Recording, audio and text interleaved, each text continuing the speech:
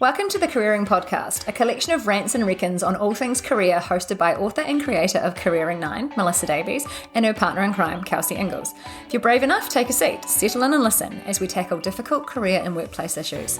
Sometimes we'll be wrong, sometimes we'll be right, but we will deliver it with confidence and a touch of colourful language, so it will at least be entertaining.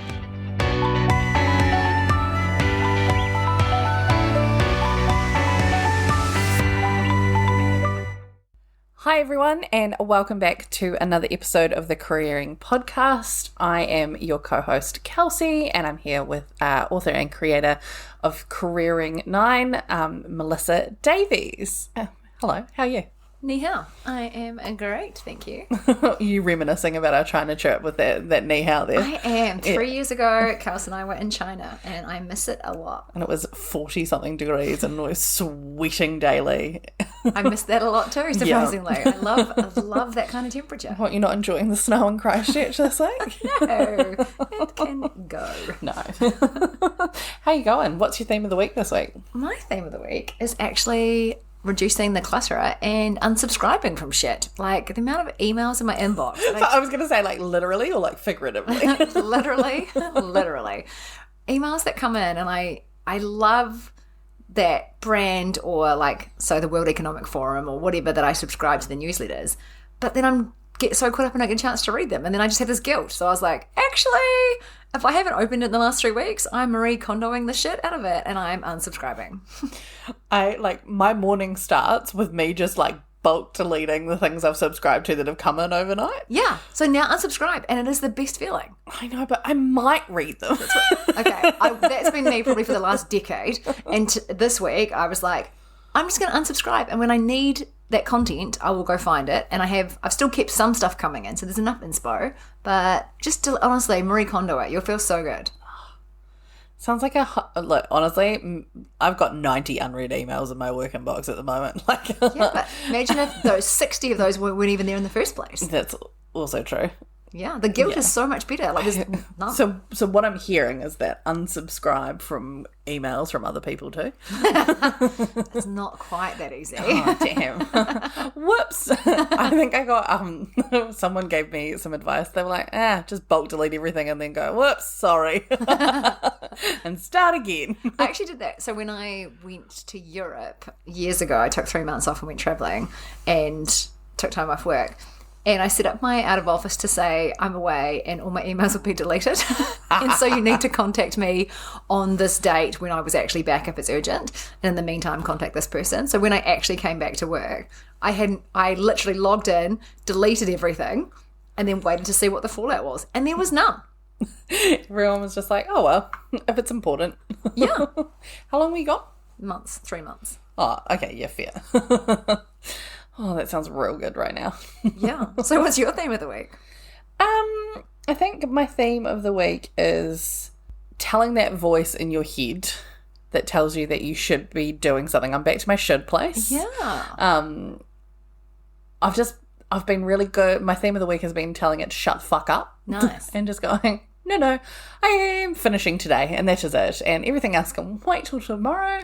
I've got no fucking time left in my day and I just need some sanity. And so I'm trying to move myself into a place of less guilt with that. Yeah, so honouring yourself, not honouring the work demands. Yeah. So my theme of the week is just fucking trying. I'm just trying. I'm just giving it a go. Oh, I like that. That's really good. Hey, look, sometimes we're just going to try new things, right? And maybe being nicer to myself is one of them. Oh, I like that. That is so good.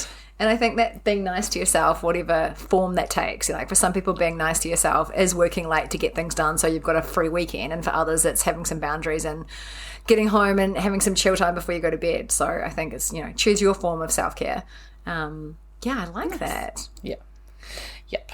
Right. This week, we're going to tackle a topic that I've put forward because I think we talked about in the last episode, right? We talked about diet culture and how much that influenced my view of goals and how a life growing up in Weight Watchers and, low-rise jeans and fucking, everyone having heroin chic model as the thing that they were aiming for, was such a massive part of my life. And we talked about it last week, and how it changed my mindset around goals. But one thing it brought up was how I live in a fat body. I am a fat person. I'm okay with the word fat. I use it frequently. But what I've realised is that other people are not. So this week we're talking about the F word, and it's not fuck, it's fat. We're going to say this word many, many times. Get used to it. If you are uncomfortable with it though, please, take a time to step away from this episode and listen into another one. But this episode, we're talking about fat, and we're going to talk about it in a way that is not positive or negative. It just is. And I've done a lot of work myself living in a fat body. You have to, otherwise life is just really fucking hard to get to a point where you have to accept it for what it is. And so we're going to have a chat this week about the F word. Melissa's just like sitting here nodding at me. I was giggling on the inside because I was thinking, you mentioned at the start, this time 3 years ago we were in China. And when we were in China, that was... Oh my God. I stood out like a happy fat Buddha. And I just remember one of them. So there was 4 of us, and we were with this really lovely, tall, blonde woman who would have been like 6 foot. And it was Melissa and I and our friend Chris, and we're all super white, so we got stared at no matter where we went. And then with Melissa and the other lady being blonde, they stood out like a absolute highlighter. Yeah, we did. And then add me into the mix, and we were an attraction. We were an attraction, and we would attract groups of people to watch us. But my favourite interaction was me standing with this other woman who's really tall, and this man who was cleaning the streets looking at us standing side by side and just losing his shit and just gesturing to me with his arms wide, and then gesturing to the other woman with his hands really, really close together, and laughing about fatty and skinny. And just, it was one of those moments where it was just so culturally beautiful, because it doesn't matter where in the world you are, it's still kind of funny. And it came from a place where he had so much joy at it being so different and so out of his norm that I could do nothing but laugh. Like, it didn't come from a place of hatred. It wasn't mean. It was just funny. But we definitely stood out over there. Yeah, and I think it was the first time that I had been in a culture where fat is a descriptor. It's not good or bad. Yeah. Yet in our westernized culture, fat has negative connotations. When it's said, it's usually used as an insult, whereas over there it was a descriptor, like the person with yellow hair, the tall person, the one with glasses, the fat person. There was no judgment. I do remember someone that we were traveling with being described to you as the fat man, and you were like, well, yeah. I actually burst out laughing, and I was like, that's not how we would describe him, but thank you. But you knew who she was talking about. Yeah. And again, there was no malice. It was a descriptor. No. Yeah. And I was like, that's my internalized view that fat equals bad from my own body journey. And our Western view of, thin equals good, fat equals bad. And it's like, that's bullshit. So I loved the Chinese approach and directness around it. It was actually really refreshing. Yeah. And so I guess that kind of leads us into a space of, the reason that we wanted to talk about it here on careering was actually in context of being fat at work.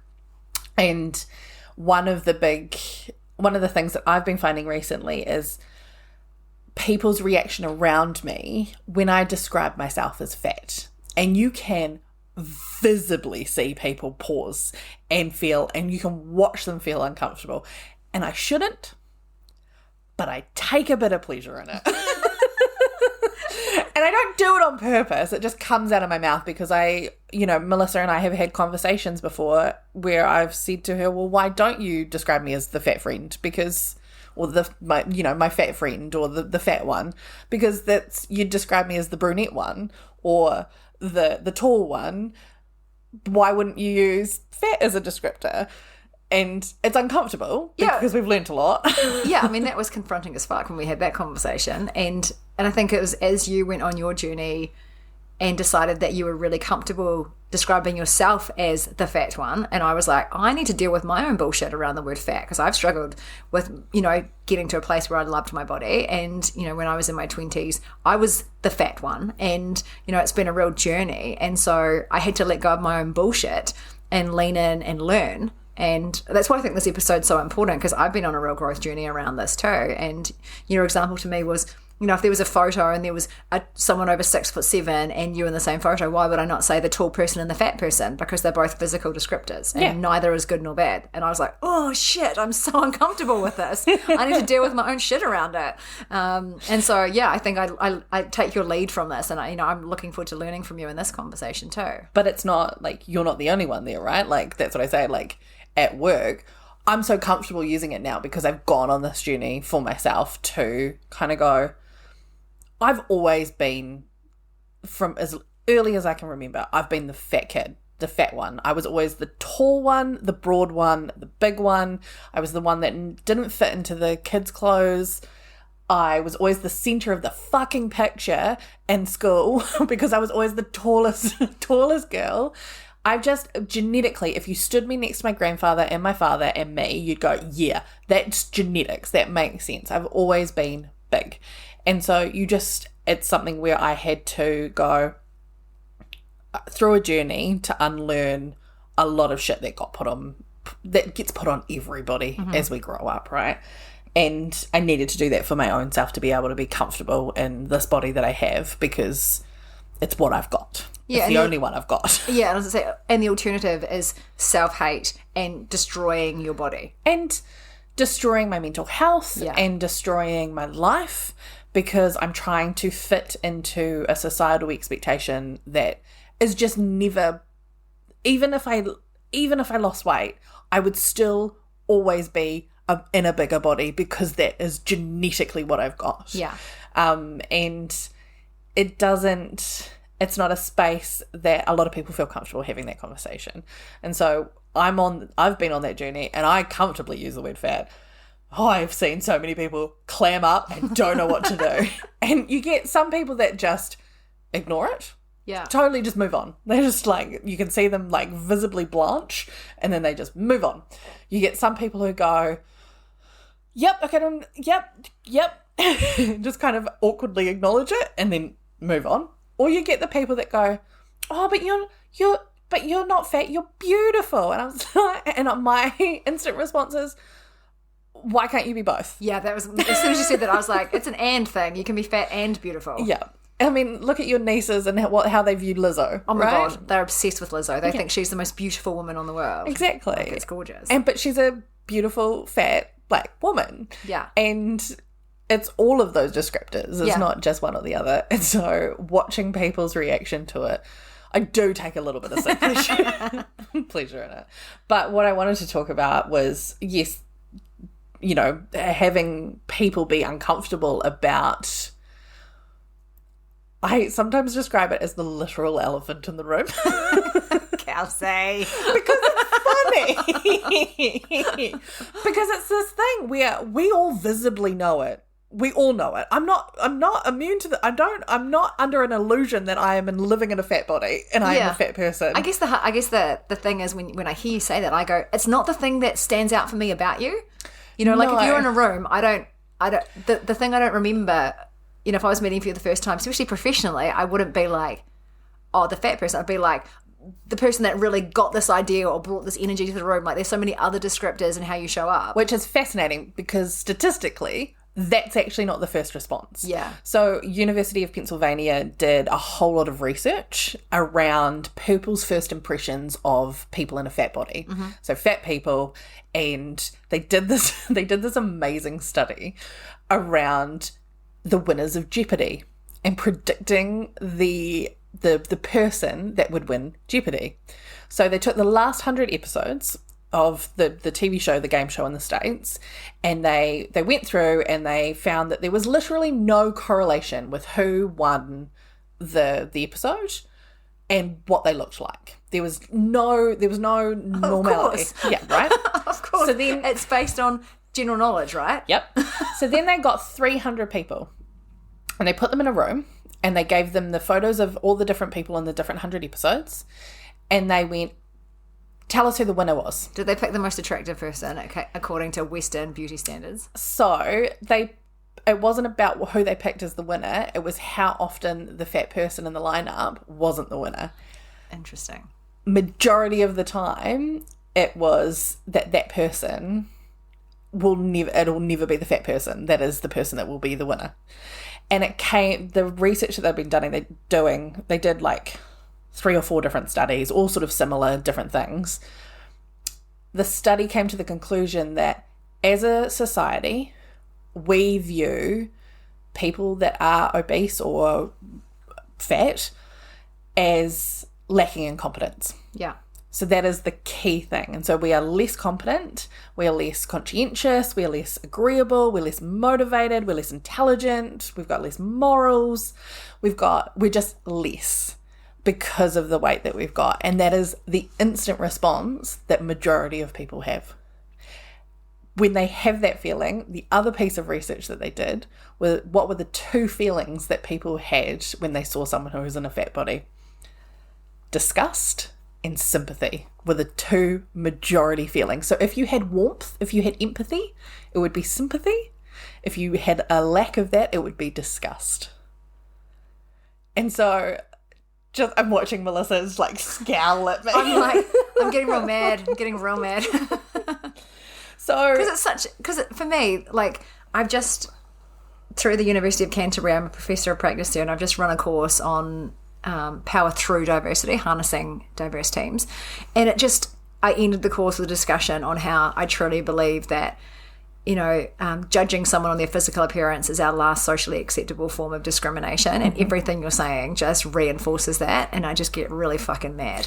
Well, I mean, and you said socially acceptable. It is. Right? It is socially acceptable. And another piece of research that I was looking at was in the same sort of University of Pennsylvania study, was that whereas sexism and racism is about things about human beings that they can't choose. You can't choose. Well, they're intrinsic. Yeah, they're intrinsic, right? Being fat is a moral choice. So it is it's a choice. It's something that people view as a choice. Yeah.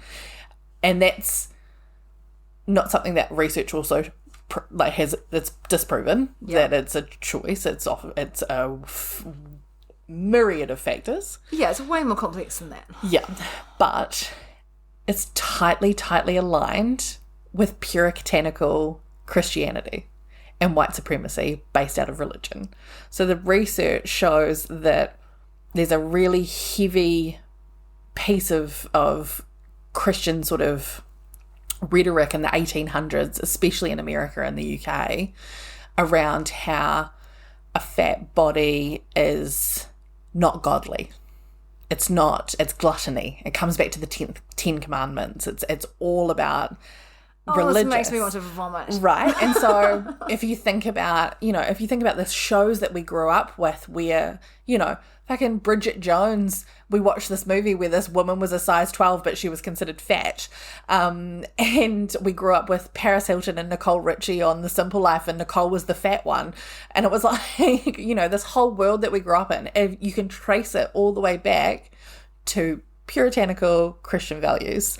But you can also trace it back to a heavy amount of racism in terms of black bodies being typically larger genetically, and you don't want, when it was the 1800s, you didn't want to be associated with black bodies, so you made sure you weren't fat as a white person. So it's deeply linked to white supremacy as well. Yeah, and I think what I'm reflecting on as you're talking is these are deeply ingrained unconscious biases. And if we don't examine them, if we don't sit here and feel uncomfortable and have these conversations, shit will not change. No, and I think, I'm not sitting here as a fat person going, I don't have these biases. Do you know what my biggest fear is? What?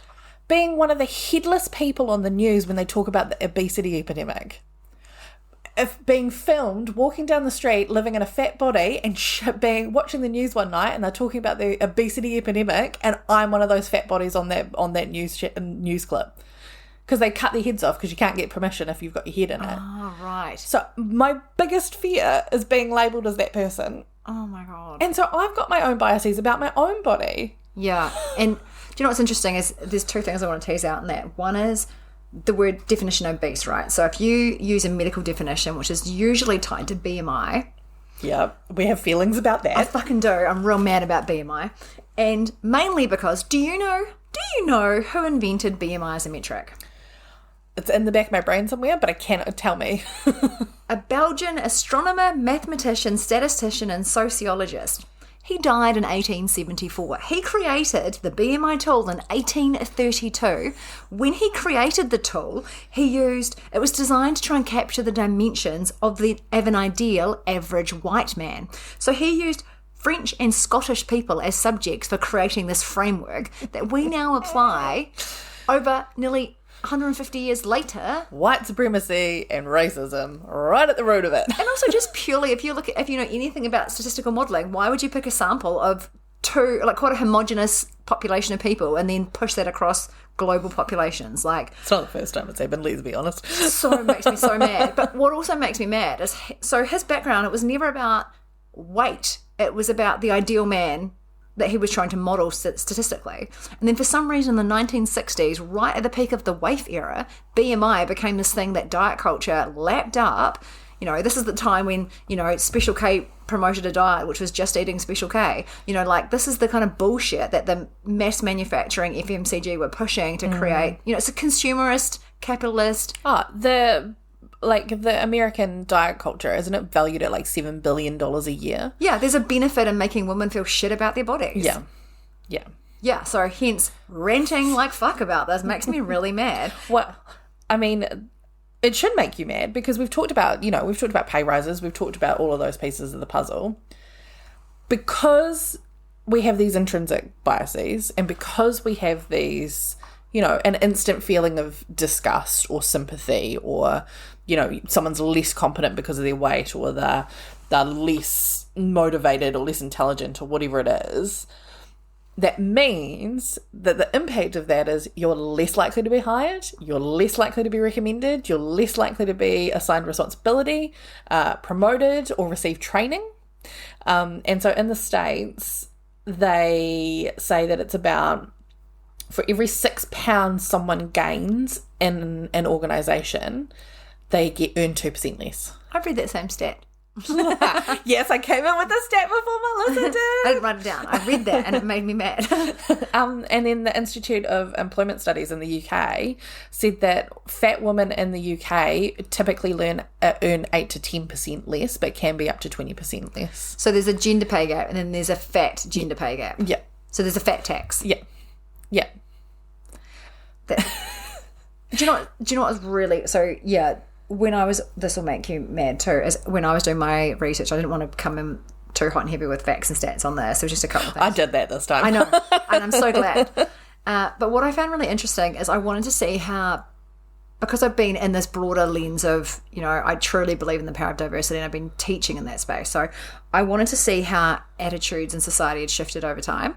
And what they've actually shown, Harvard has done some research and they've shown that overall, the reduction in, you know, discrimination based on sexual orientation or race, etc., is reduced over time, which is great. Awesome. It has not for fat people. I was going to say, I've got research studies from 1979, from 1994, like... It's been a 40% increase in discrimination, like an implicit weight bias, has grown by 40% in negative fat attitudes in the early 2000s. And they think and the reason, you know, I guess when I was reading into it, my summary was they were suggesting it's because it's visible. Yeah. So that was two things, right? It comes from a place of it's visually displeasing. Yeah. And it's the moral disgust. Yeah. So it's two things. It's visually displeasing and it's a choice. Yeah. And I also think it's the negative attitude is accelerated thanks to social media.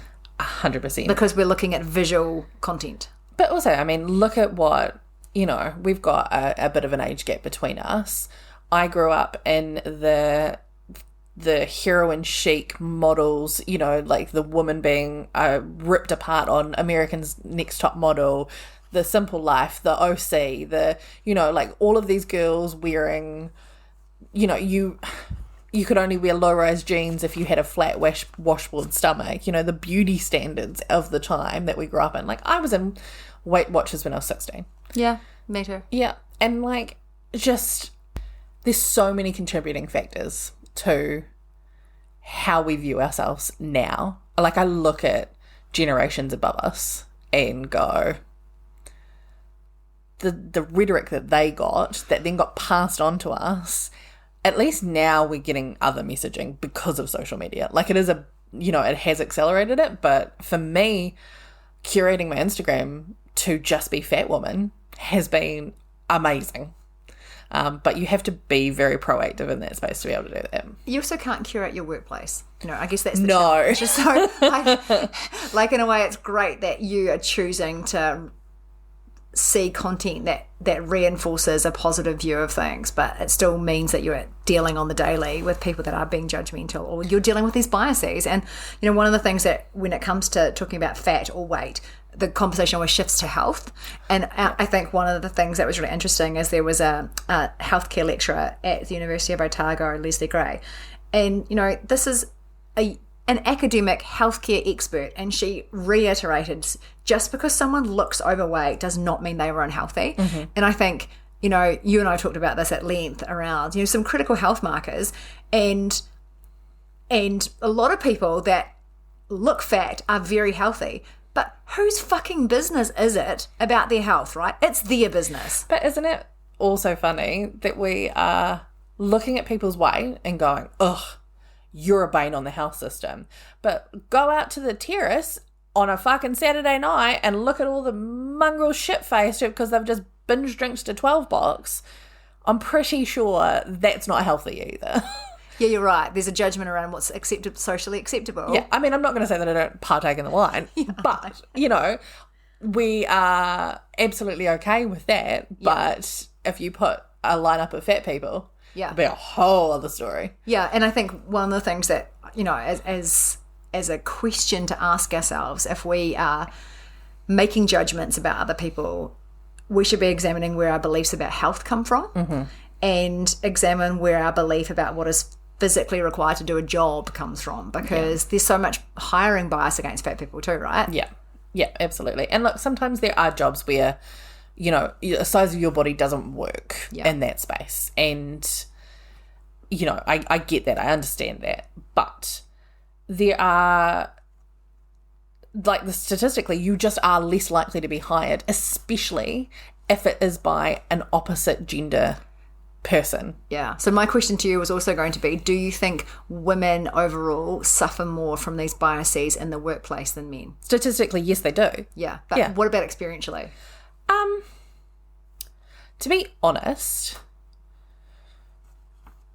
I haven't really worked in lots of places where there's lots of other fat people. and like, we were talking about this before we recorded the episode. I don't actually, not the size that I am, you know, and I think anything less than I am, you're not fat. Like, I guess I oh, so someone's being a bit judgy. Yeah, I'm being a bit judgy, but you know what I mean? Like, I don't, not to the level that I think of. I don't know, I haven't experienced it myself. I'm also, like, very trained in just fucking ignoring it. Yeah, interesting. And just getting on with it, because, to be honest, and welcome to another therapy session with Kelsey. I know that my safe space is work, because at work I exist from my shoulders up. I'm there for my brain, not for my body.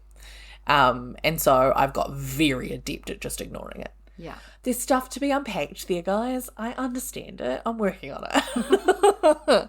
But I haven't necessarily seen myself the difference between male and female fat people being treated differently at work.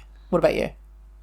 Yeah, I think I have seen it in Australia in particular, where for the guys it was less of an issue, and it was also talked about more openly. They were like, oh, you fat bastard, stop eating those hot dogs. You know, like I'm talking about a bunch of sales blokes at a conference. You know, Yeah. that's the kind of thing that would be said all the time and not in a negative way. Yeah. It was a jokey.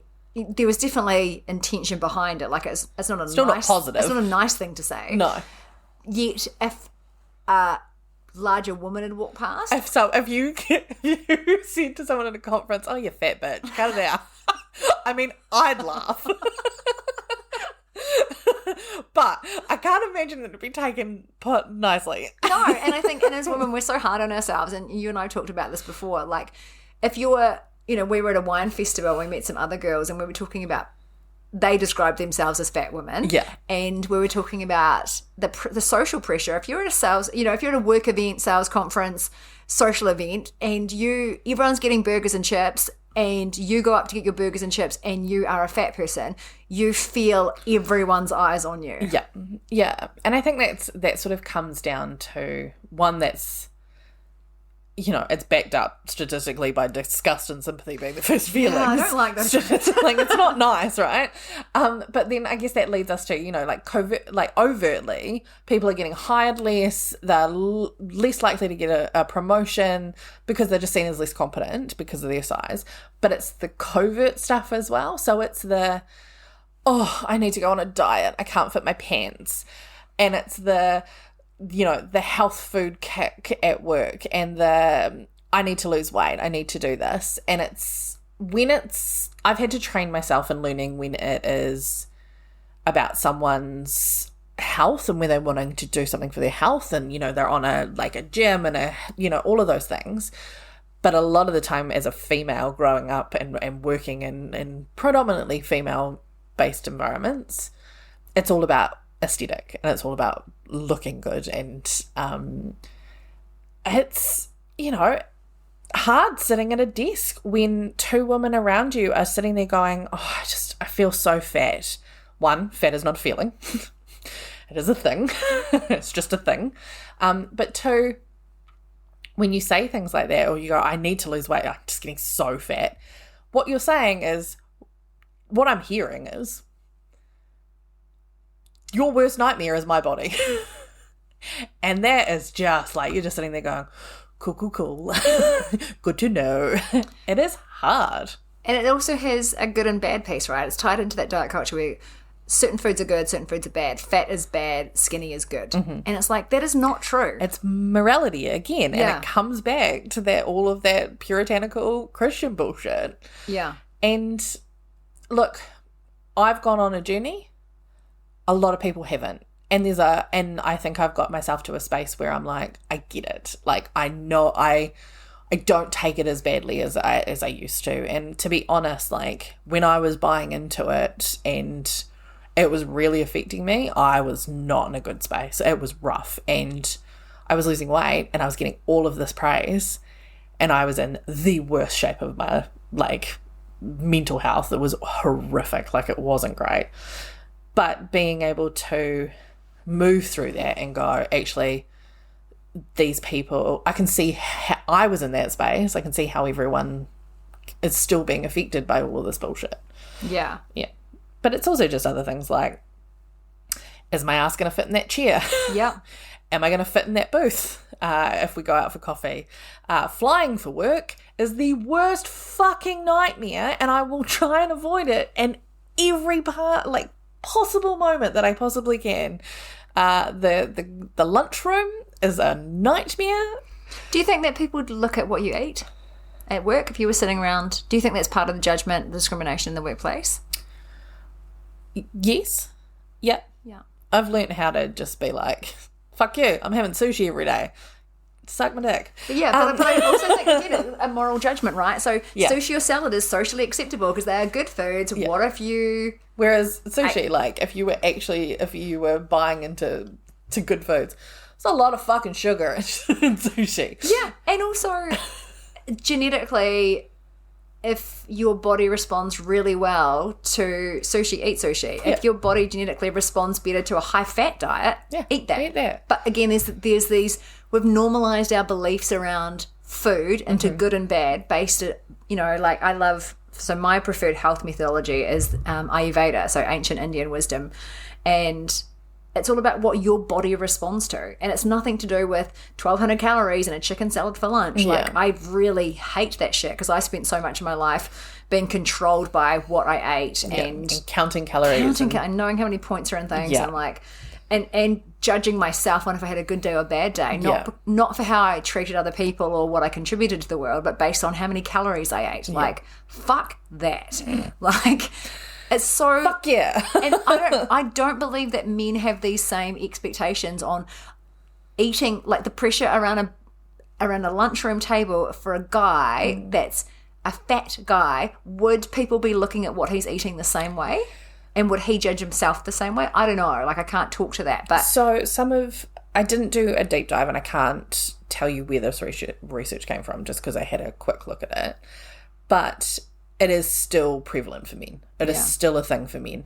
And where I think as women, we're potentially, yes, we're further back in that baseline, but where there's a lifeline for us is that there's a lot more people talking like we are right now as women. Great. And there's a lot more of that movement in around body acceptance, and not letting beauty standards actually influence how we see ourselves, and actually across the board, not just fat bodies. This is highly sort of in that social media realm for women.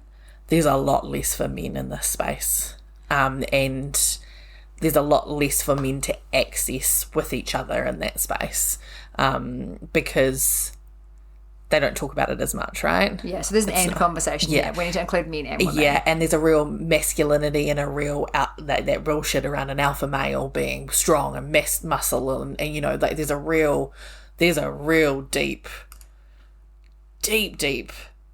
standard of body within men, and how that relates to your masculinity, and that affects men in that space. And the rule is we should just not comment on other people's bodies. 100%. Like, gender has nothing to do with it. Don't comment on other people's bodies.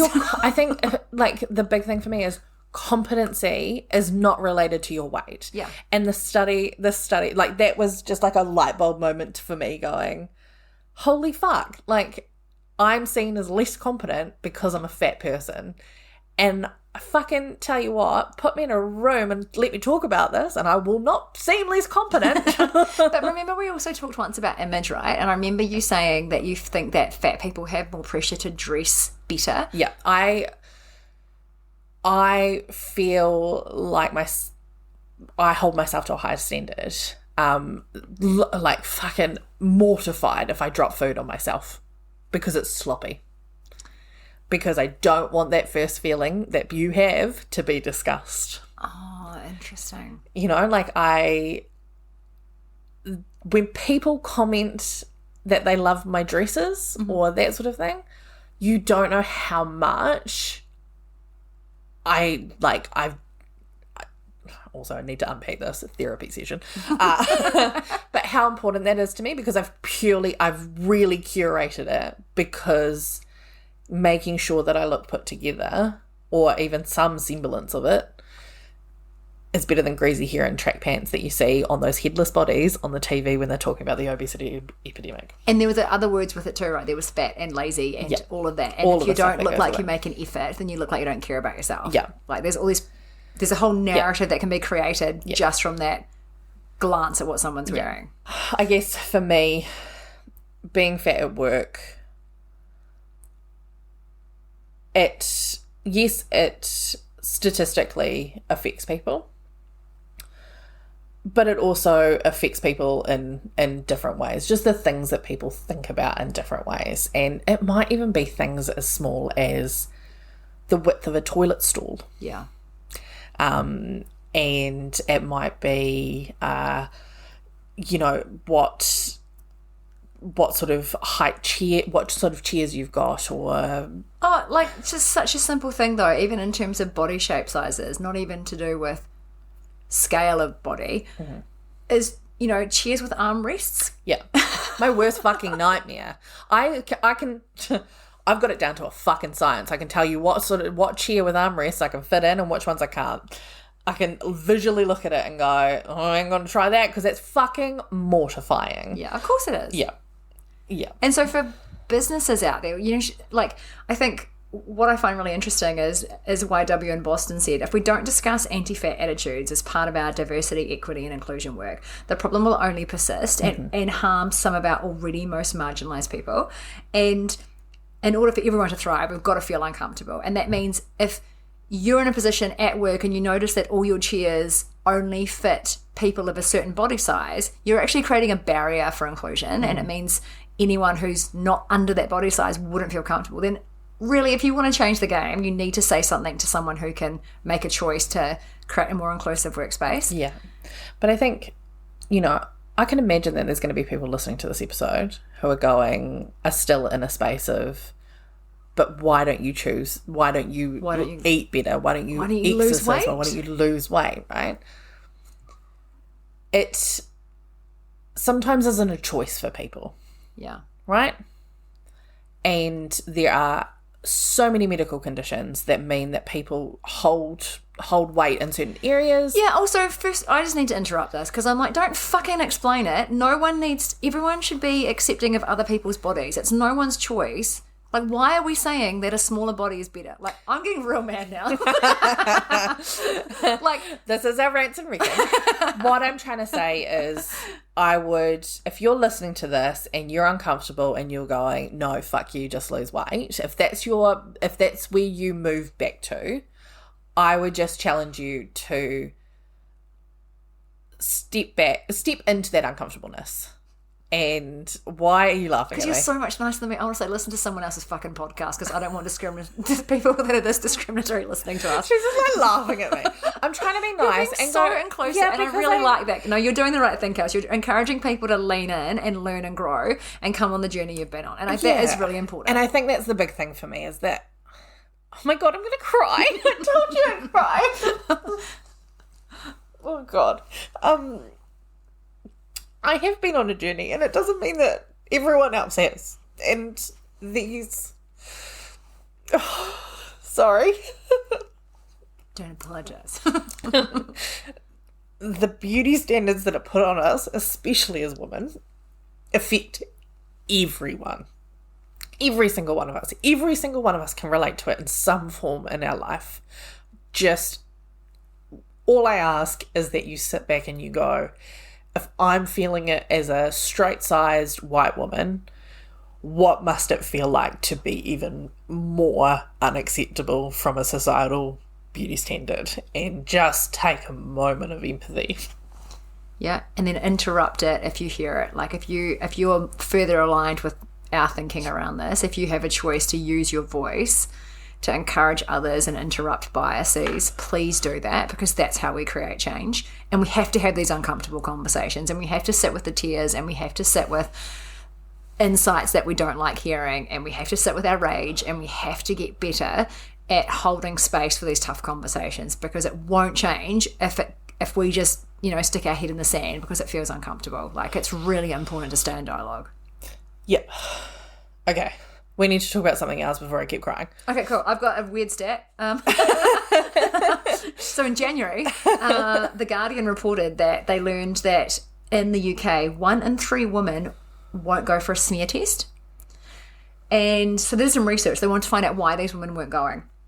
And is it because they don't know about them? Nope. They're invited by their doctors. They get texts, they get emails, they get letters.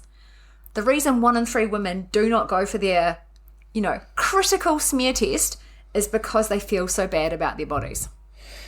Yep, I get that. I've been there. So there's a large percentage of us that hold ourselves back from doing things that improve our health because we're embarrassed about our bodies. I mean, you've just opened up a whole other kettle of fish where there is so much research around how fat people do not access healthcare because they do not want the stigma that they are just broken. You're just broken because you're in a fat body. And I've had a recent experience where I told a doctor my weight and he looked me up and down and went, phew. I'm so enraged by this. I want this person's medical license revoked. So it's not something that just exists in the States. It exists here in New Zealand. I've dealt with it as recently as this year. And for someone that has dealt with this and is not in a good mental headspace, if they're coming up against something like that, of course they're never going to go back to a fucking doctor. You're basically just telling someone that they're just unacceptable. And how is that ever going to get someone to be a part of society? Yeah. It's such a powerful reminder of for every single one of us, checking our biases and making sure we don't treat people like that, because that could happen in other contexts as well, where someone makes, their facial expression when they see someone in a bigger body might look derogatory. It might be a look of judgment. And that impact on that person as a result of making that judgment could be the final straw. And in a country where we have horrific mental health and struggle to get access to support services, this is just the shit. This is 101 shit, right? It really is. It's basic human being level. And the fact that, you would have thought that Christianity would have been like, be kind to others. No, this motherfucking thing is the one thing that we stick with and we force on everybody. Yeah, can we just not? Right. I think we're going to have to wrap up there. So as a takeout, or do you have something else? No, I just had a list of things that for businesses to start thinking about around, if you want to truly create an inclusive workspace, what are some of the things you can do? The first thing is check your own view of health and body size and lean into the discomfort if you have any around this, because it's really important. And the more of us that take a leaf out of Kelsey's book and lean into what we think about bodies in general and sizes of bodies is really important. So do that. And then, you can actually do it. Harvard have a test that you can do to see if you have an implicit bias towards fat individuals. So check that. Ensure your office is accessible, or your workplace, sorry, not just office, is accessible for people of all sizes. So whether that's, manufacturing equipment, office furniture, etc. If you're doing team activities for your staff, make sure you can pick an activity that won't exclude anybody based on their weight. Do you want a list of the ones? Yeah. Have you got an example? Oh, go-karting. Oh, yeah, go-karting, yeah. My worst fucking nightmare. Absolutely not. And how to sit there and go, how do I convincingly tell them that I just don't want to do it, where I'm sitting there going, I can't fit in that go-kart. It's stuff like that. The fact that it's on you to point that out. Oh, yeah. Yeah. So don't be that person. Yeah. Don't make your staff members tell you. Plan ahead for activities that are inclusive. Hey, look, I'm not here to yuck someone's yum and rain on the parade, but just warn the fat person, if they're comfortable, if you've got that situation, just say, hey, look, we're going to do go-karting, but we're also going to do other activities. And look, we can figure out what size seat they've got. Oh my God, I've got the best story. So Sophie Hagen is a fat activist, but she's a comedian in the UK. She's amazing. She has, on her latest tour, she will not play a venue unless they have seating accessibility details on their website. So saying how wide their seats are, how easy it is for people to get in and out. She won't play the venue until they put it on their website. Oh, that's so good. Isn't it cool? And all the venues are like, oh yeah, fuck, that makes sense. No worries. Well, they would not want to go to Orange Theory Stadium here in Christchurch because I can barely get one butt cheek on those seats. They are tiny. Yeah. Moving on from butt cheeks.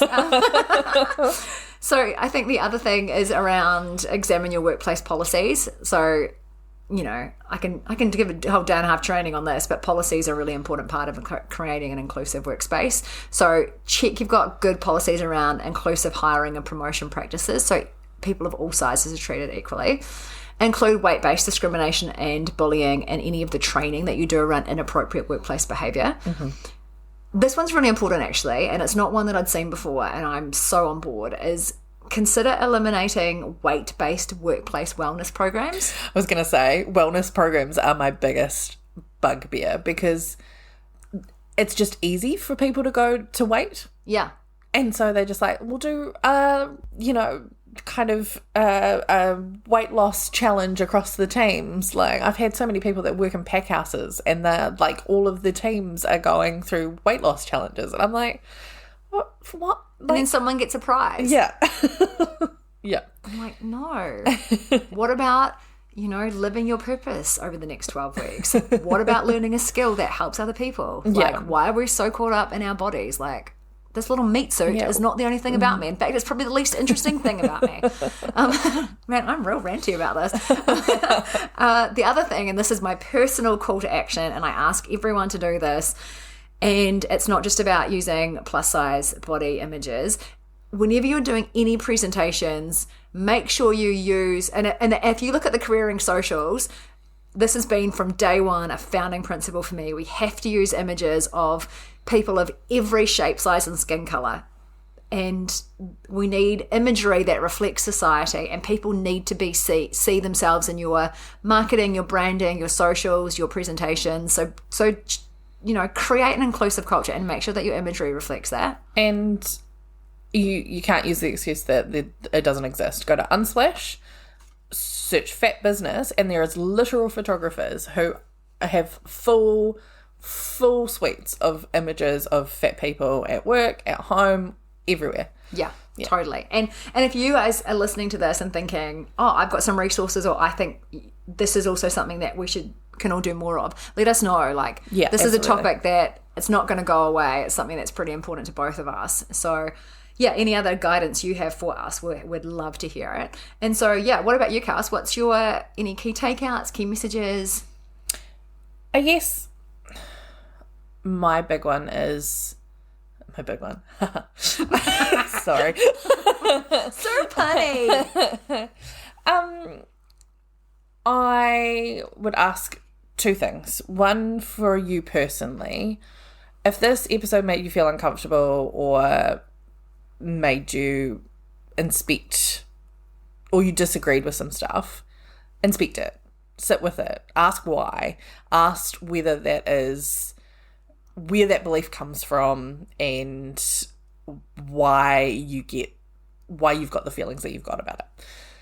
The other one is just be aware that the people around you who are fat are at different levels of acceptance of it and okay with it. And no matter what level people are on, they always value when someone is considerate of them. And just putting yourself in that person's shoes and just going, actually, we're not going to go skydiving for the Christmas party this year. That was my traumatic fat moment, was when you go skydiving. You've got to be under 100 kilos. No, you can be over 100. Oh, really? But they write your weight on your hand in vivid. And the fat person has to jump first, so I had to jump first. This is my 21st birthday, and because you fall faster because you're heavier, so I had to jump out of the plane first because I did a static line jump. So you by yourself, So don't do that. So things like that. Just be considerate of it, and kind of like, I know that we've got a long way to go, and it's really hard to talk about. It's really fucking hard to talk about. Do you think though? Like, I'm just sort of throwing this out there. So in this conversation, you've been really calm. You've been really supportive and engaging. I cried. Yeah, you've been really, but... Like, let's be honest, it doesn't take much for me to cry. Send me a picture of a puppy and it's all over. Whereas I've got really outraged. Do you think it's harder for someone in a fat body to get outraged about this topic without more judgment being laid on them? I am so nervous about what's going to be the output of this episode going live. Oh, interesting. Because I feel like I'm just going to get judged for it. But I feel like you're not gonna. Yeah, is that because I lost weight? Yeah. So you're socially acceptable. Yeah. I'm sitting there going, actually, it should be my choice for my reasons as to why I lose or put on weight. No one else's. And I'm not asking for a huge amount of change in the world. I'm just going, hey, look, some people just aren't a 60 kilo white woman, Like... There's a lot of diversity I in the reckon I was world. a 60-kilo white woman when I was 6. Yeah. There's a lot of diversity in the world. And sometimes we just, we need some diversity of cheers. That's all I'm asking. Yeah. Yeah. And so I'm really worried about what the repercussions are of this going out. But also, I have done a lot of work and I'm in a space where fucking front it if it comes. I'm okay. I'm okay with it. Well, I think it's fucking impressive that you're showing up and owning your narrative and helping others shift their narrative around this, because it's really important. Because if we truly want to create inclusive workspaces, we've got to sit with this discomfort. So thank you for suggesting we do this and, putting yourself on the line to put it out there. Okay, don't cry. I'm going to cry. I'm going to cry. Everyone's crying. We're all going to cry. I'm not crying, you're crying. All right, what's your tweet of the week? Well, mine is from a Twitter account called @OKToBeFat, she, her. And I love this. It says, you can't tell anything about someone by looking at their size. You can learn a lot about yourself, though. Well, haven't we just pushed people into that space? TikTok at us, gals. Yeah, okay. Here is, I've gone a slightly different way. We've got a fat creator, which is great. Loves a fat creator. But she is, she's just having a wee whinge about men. So we're still on brand. Just messaged a friend to say I'm still not feeling 100% after COVID, even though it's been a week. And his response was to tell me to man up. Yeah, all right. I'll weaponize my incompetence and avoid therapy. What are we going to do about the cough, though? That's a fucking genius tweet from Mandy. TikTok from Mandy had to do it. I find that greatly amusing. Yep, that's perfect. All right. Thank you to everyone who listened in this week. I know this was a slight departure from where we went to, but we felt it was really important. So we hope you got something from it. We'd love to hear from you, love to hear your thoughts. But as usual, we just ask that you rate us 5 stars on all of the channels. So we're on Spotify, Google, and Apple. You give us a follow. We're on Instagram, TikTok, Twitter, Facebook. We're on all of the things. We did a real good throwback on our teenage dirtbag phases on our TikTok. So go and check that out. Chelsea's one blew up. She's going to make us go viral. She's our TikTok sacrifice, so good job. Look, fat people on TikTok don't have a nice time, so let's not wish that upon anybody. And as usual, get out there, back yourself, and love yourself.